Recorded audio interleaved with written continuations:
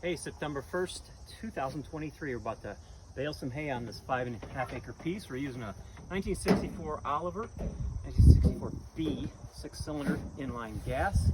We're pulling a 1975 John Deere 336 baler that we just got all hooked up, and we're gonna run a test bale through it first, and then we're off. I'm thinking we got maybe 40 bales on this second cut. That's about it. Beautiful day, perfect weather. Awesome. Let's try it. Fire up.